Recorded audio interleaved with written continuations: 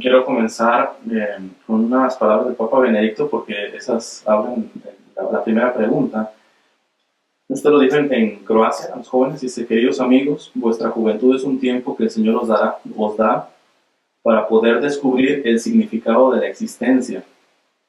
Es el tiempo de los grandes horizontes, de los sentimientos vividos con intensidad y también de los miedos ante las opciones comprometidas y duraderas, de las dificultades en el estudio y en el trabajo, de los interrogantes sobre el misterio del dolor y del sufrimiento. En pocas palabras, a mí me llama mucho la atención esta parte porque está diciendo la juventud ciertamente es para estudiar, para trabajar y muchas cosas, pero es precisamente el momento específico y bello para preguntar qué sentido tiene la vida, el sufrimiento, el dolor. Entonces el primer paso que yo voy a hacer es ponerme en los zapatos de un ateo, un agnóstico. De hecho, me voy a poner en los zapatos de dos personas, porque los argumentos se los escuché a dos personas los dos curiosamente son ateos. Y la primera es: venimos de la no existencia, vivimos y vamos a la no existencia. No hay sentido, ¿verdad? No hay sentido, o sea, la vida tiene su sentido en vivir el momento nada más. Y automáticamente pues eso puede traer causas como la desesperación, el suicidio, el sinsabor de la misma vida. Y es ahí donde escuché el otro argumento del ateo que una vez le preguntaron y le dijeron, pero suponiendo que un día tuvieras fe, ¿de qué religión te harías? Y él dijo, pues si tengo que creer en algo, yo me haría como una persona espiritual, un tanto panteísta, es decir, saber que en realidad la felicidad está en estar en comunión y tranquilidad con la naturaleza, con los demás seres vivos, con los animales. ¿Qué podría decir usted ante estas dos propuestas, ante estos dos lineamientos? Bueno, el Papa Benedicto yo creo que ha dado pasos muy interesantes con respecto al lugar que ocupa la razón dentro del conjunto del universo. Es decir, una de las preguntas radicales que uno puede hacerse es: ¿de dónde viene todo lo que conocemos?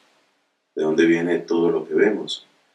Y cuando se hace esa pregunta, la gente cree que uno está hablando de la materia, y comparativamente ya hay una respuesta para eso cuando se dice que la materia de la que nosotros estamos hechos fue materia cocinada.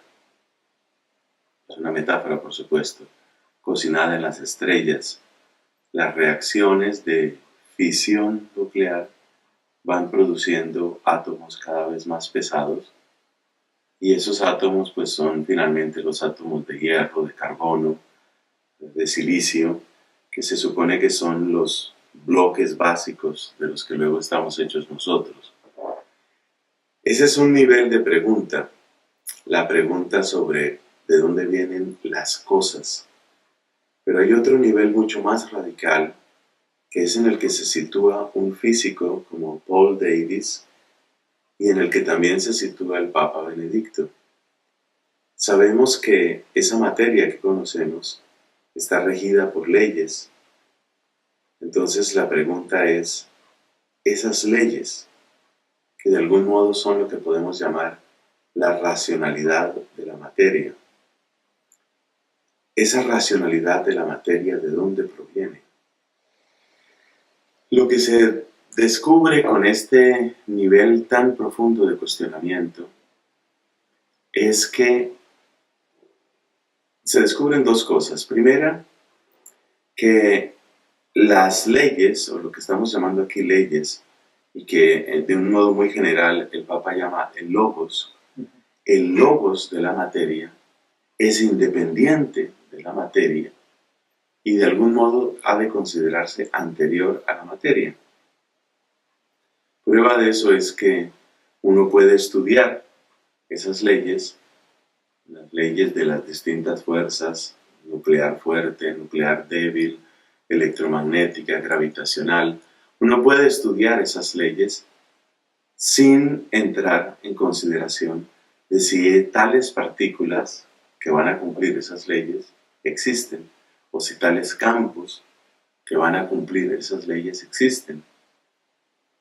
Entonces yo creo que una de las afirmaciones más densas, más profundas del Papa es que no tiene sentido hablar de la materia como anterior al logos, porque no tenemos una materia sin leyes en ningún momento. En cambio, sí cabe pensar en unas leyes, en un logos sin materia, ¿ya? Luego tenemos que preguntarnos, oye, ¿realmente venimos de la no existencia? Porque cuando se plantea el venir de la no existencia, pues tal vez lo primero que viene a la mente es, yo no existía. Pues en eso estamos de acuerdo todos. Por supuesto que en el caso mío, antes del año 1964, en que fui concebido, yo no existía. ¿Estamos de acuerdo en eso? Pero indudablemente la persona que dice venimos de la no existencia está queriendo eliminar no solamente el hecho de que no existía como persona, sino no existía una razón para que yo existiera. Y la pregunta sería, ¿cómo puedes saber eso? Si hay un logos que antecede a la materia en el universo entero, ¿qué sabes tú de ese logos? ¿Cómo puedes tú decir que no hay un propósito para tu vida? Parece extraño lo que vamos a preguntar, pero ¿qué te autoriza para decir que no hay un propósito para tu vida? Una vez que uno toma en serio que el logos antecede a la materia, uno no tiene realmente derecho a decir, estoy seguro de que no hay un propósito para mi vida. ¿Por qué lo sabes? Tendrías que conocer ese logos que antecede a la materia, ese logos que es superior a la materia y que es pensable independientemente de la materia. Entonces ya por lo pronto vemos que la persona que dice, venimos de la no existencia, pues hay que preguntarle, ¿tú cómo sabes si tú tenías o no tenías que existir?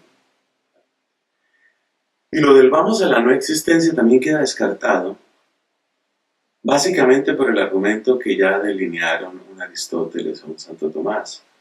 Y ese argumento es muy sencillo.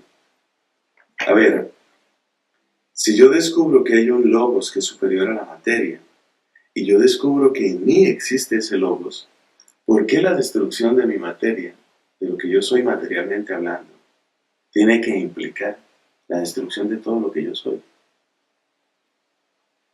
Es el argumento fundamental que se plantea en términos de la inmortalidad del alma, si queremos utilizar esa terminología, o en términos de lo que este hipotético ateo diría, yo desaparezco completamente.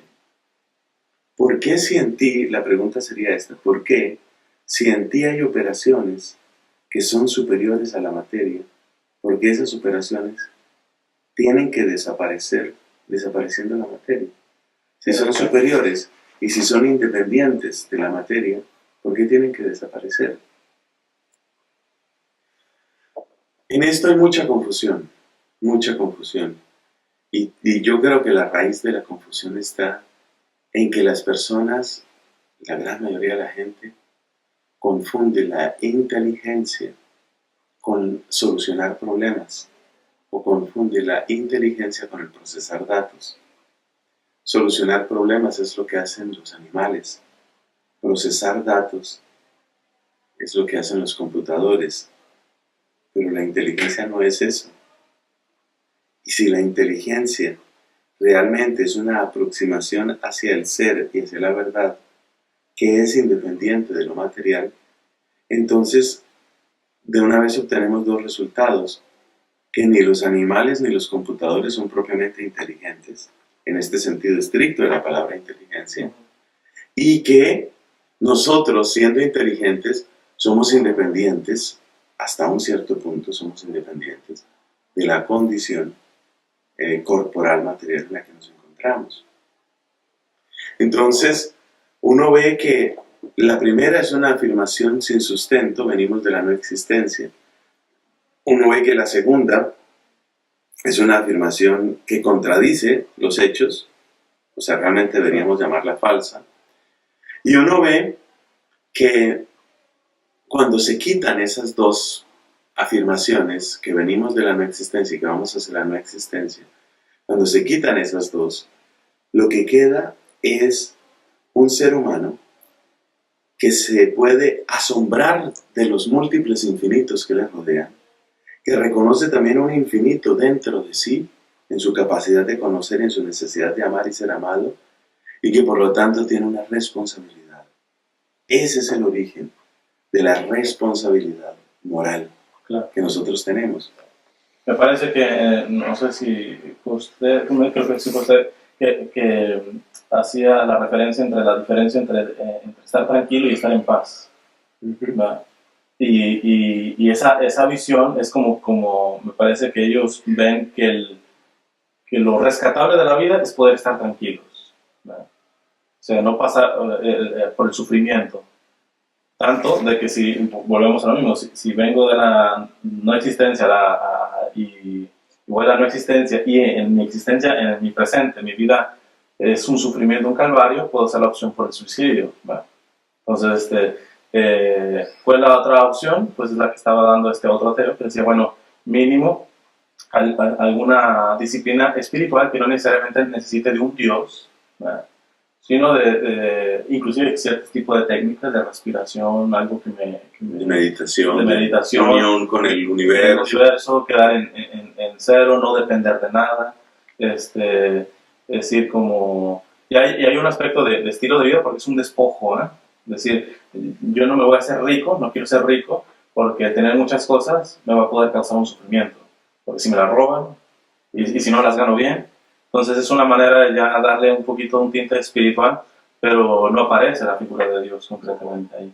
Entonces, ahí como lo ve usted, inclusive yo me atrevería a decir, ¿qué es lo que aporta el cristianismo ante este tipo de cuestiones? Es interesante ver que cuando se quita a Dios de la escena, y especialmente cuando se quita a Jesucristo de la escena, básicamente lo que hacemos es volver a las soluciones propias del paganismo. Las descripciones que tú has dado de ese tipo de vida, llamémoslo ideal, para esta clase de personas sin una fe en Dios, esa es la descripción del epicureísmo y es la descripción del estoicismo. Buscar un poco cuál es la lógica de la vida, cómo vivir, qué es lo natural, qué es lo normal, amoldarse a eso. Ese es un poco el estilo estoico. Evitar el sufrimiento, llevar una vida sin grandes expectativas, pero hasta donde es posible, con suficiente alegría. Ese es el epicureísmo en sus fuentes, ¿no? Luego estos movimientos han sido incluso calumniados, pero en sus fuentes el epicureísmo es eso. El epicureísmo no es una adoración del placer, sino es más bien lo que has descrito de una manera muy clara, ¿no? Entonces uno se da cuenta que el epicureísmo y el estoicismo, es decir, estos mundos paganos, son los que renacen cuando quitamos a Cristo. Estoy tratando de evitar decir que las personas que están dentro de ese mundo neopagano,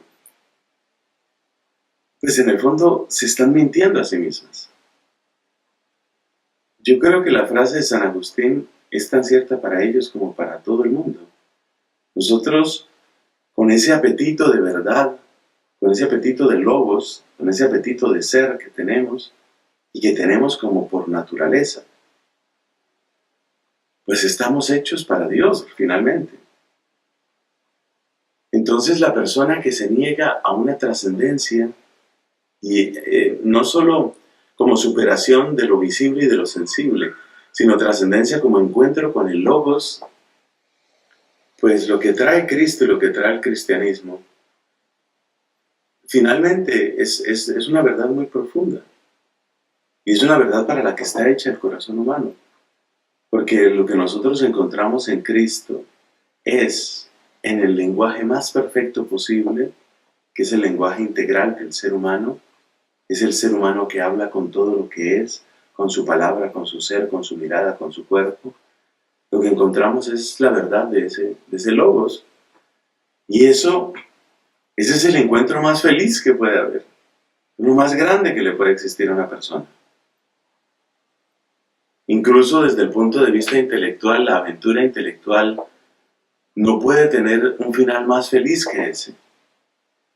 Esto es lo que describe de una manera dramática el Apocalipsis cuando dice que solo Cristo puede abrir el libro que estaba sellado con 7 sellos. Es decir, el sentido último de la existencia, de la vida, está ahí está precisamente.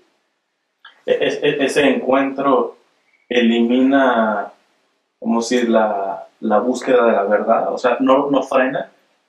Le digo porque hay una atea, quizá usted escuchó del año pasado, que se hizo católica, una blogger, y ella dice que, bueno, va a ir caminando en la fe católica, pero una de las cosas dice, de las cosas que más me cuestan es lo que ustedes denominan como el abandono, el abandonarse en Dios.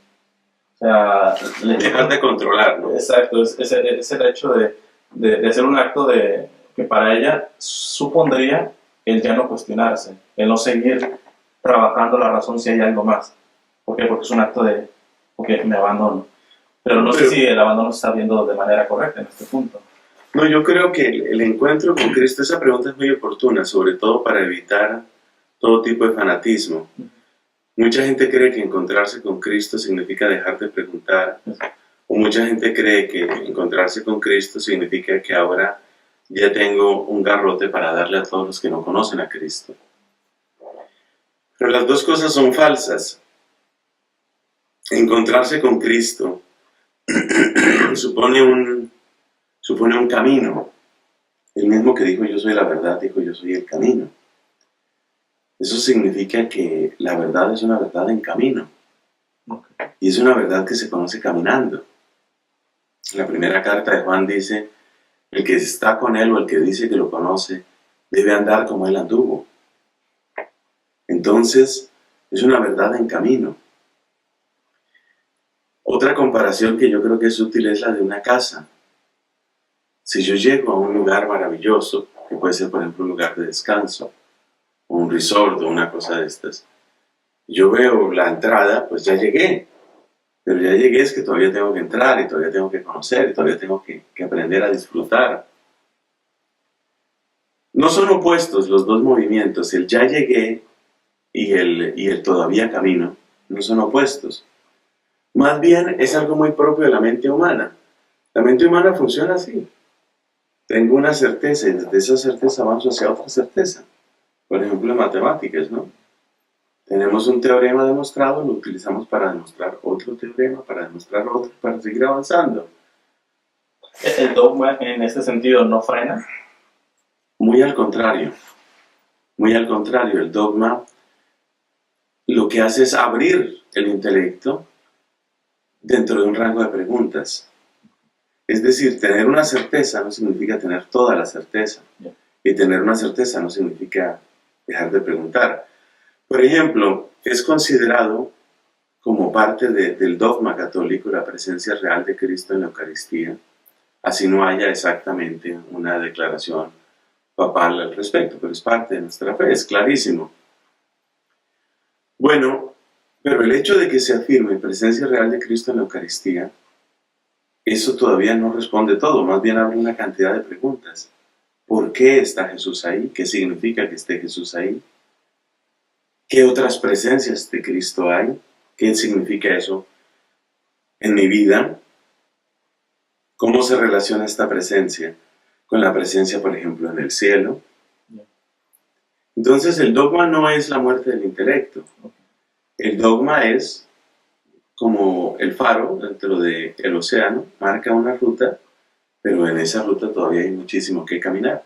De hecho, yo creo que toda nuestra fe está abierta un preguntar que de suyo es infinito.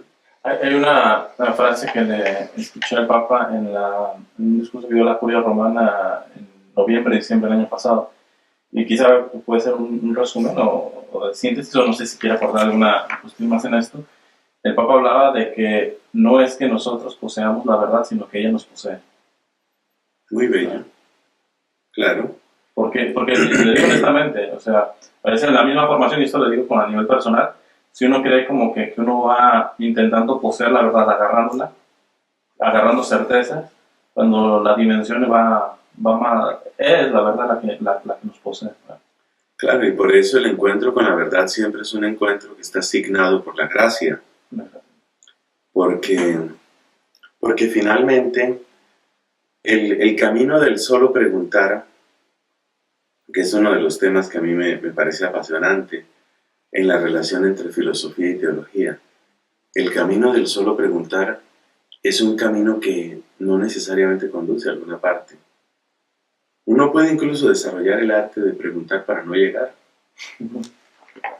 Entonces, no hay que suponer que por el solo hecho de preguntar, no hay que suponer que por el solo hecho de tener un lenguaje y tener una racionalidad, uno tiene que llegar a respuestas. Hay trucos de la mente y esos trucos se pueden aprender. Entre otras cosas, esas maniobras dilatorias las conocen muy bien los abogados. Muchas veces lo que un abogado necesita es hacer tiempo, comprar tiempo, ¿no? Y se sabe cómo crear una nueva maniobra que dilata. Entonces, yo creo que es una gran oportunidad. Es una, más que oportunidad, es un regalo muy grande. El día que uno puede ver que eso que ha sucedido para nuestro bien. Porque lo más hermoso no es conocerlo, lo más hermoso es que impacte nuestra vida. Y si hay una persona que dice, ok, quiero salir de esta encrucijada de la no existencia a la no existencia, o de un simple estilo de vida de correr el sufrimiento, ¿cuál es el primer paso para tener ese encuentro con la verdad? ¿Qué le sugeriría? Un primer paso, es decir, quiero comenzar este camino de verdad. ¿Cuál sería como alguna de las luces para una persona que quiere comenzar a... Yo creo que en términos existenciales lo que más ayuda, eso ya lo dijo Pablo VI, es escuchar a los testigos. Lo que más ayuda a una persona que esté realmente en búsqueda es lo siguiente: mira, de acuerdo con lo que ha sido tu vida, de acuerdo con lo que has encontrado, sufrido, buscado, hay personas que vas a sentir más cerca. Bueno, aproxímate a esas personas y entonces ahí vas a poder dar unos pasos más, ¿no?